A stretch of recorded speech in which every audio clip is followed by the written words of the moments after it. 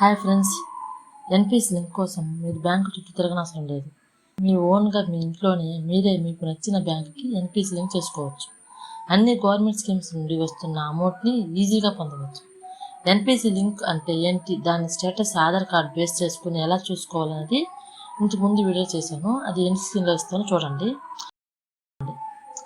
మనం డెమోలోకి వెళ్ళిపోదాం. మీరు క్రోమ్ బ్రౌజర్ ఓపెన్ చేసి npci.org.in అని టైప్ చేసిన తర్వాత ఎన్పిసి లింక్ సైట్ ఓపెన్ అయిపోతుంది. ఒక 4-5 అడ్వర్టైజ్మెంట్స్ ఓపెన్ అవుతూ ఉంటాయి. ఇక్కడ get Aadhaar mapped status with just click know more అని వస్తుంది.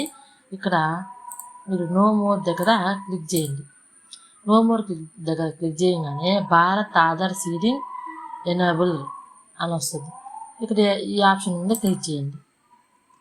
ఈ ఆప్షన్ మీద క్లిక్ చేయగానే మన NPC link home button open అయిపోతుంది. ఇక్కడ welcome to Bharat Aadhaar seeding enable అని వస్తుంది. తర్వాత Aadhaar seeding deseeding, account details, Aadhaar mapped status, Aadhaar map history, request status, 5 options ఉంటాయి. ఫస్ట్ ఆప్షన్ ఆధార్ సీడింగ్ డిసైడింగ్కి ఎన్పిసి లింక్ చేయాలంటే ఫస్ట్ మన ఆధార్ కార్డు నెంబర్ ఇక్కడ ఎంటర్ చేయాలి. ఇక్కడ సీడింగ్ డిసైడింగ్ అని అడుగుతుంది. సీడింగ్ అంటే కొత్త అకౌంట్కి, మన బ్యాంక్ అకౌంట్కి ఎటువంటి ఎన్పిసి లింక్ లేకపోతే సీడింగ్ చేసుకోవచ్చు. లేదు మనకు ఉన్న అకౌంట్కి ఎన్పిసి లింక్ మాకు అవసరం లేదంటే డీసీడింగ్ చేసుకోవచ్చు. ఇప్పుడు మనం చేసేది సీడింగ్ కాబట్టి మన సీడింగ్ ఆప్షన్ ఎంచుకోవాలి. ఇక్కడ సీడింగ్ ఆప్షన్ ఎంచుకోగానే ఇక్కడ కింద సీడింగ్ టైపింగ్ అని వస్తుంది. ఇక్కడ 3 ఆప్షన్స్ ఉంటాయి. ఇక్కడ fresh seeding, movement, same bank with other bank account, from one bank to other bank. Fresh seeding అంటే కొత్తగా సీడింగ్ చేయడము అని అర్థం. Bank with other bank account అంటే ఒక ఎస్బీఐ బ్రాంచ్లో ఎస్బీఐ అకౌంట్స్ అంటే same accounts, SBI accounts 2 accounts ఉన్నప్పుడు మనకి దేనికి ఎన్పిసి లింక్ చేసుకోవాలనే దానికి ఈ ఆప్షన్ని క్లిక్ చేయాలి.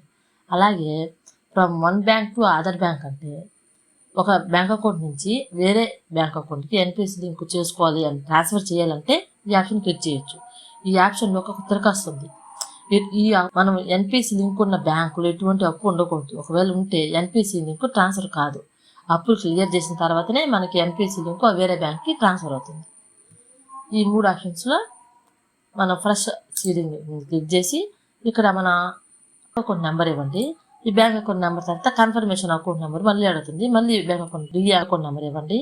తర్వాత క్యాప్చర్ ఎంటర్ చేసి ఇక్కడ టర్మ్స్ అండ్ కండిషన్స్ క్లిక్ చేసి సబ్మిట్ కొట్టండి. మనకి ఇది క్లిక్ చేసిన తర్వాత మనకు ఒక రెఫరెన్స్ నెంబర్ వస్తుంది. ఆ రెఫరెన్స్ నెంబర్ని మీకు కాపీ చేసి పెట్టుకోండి.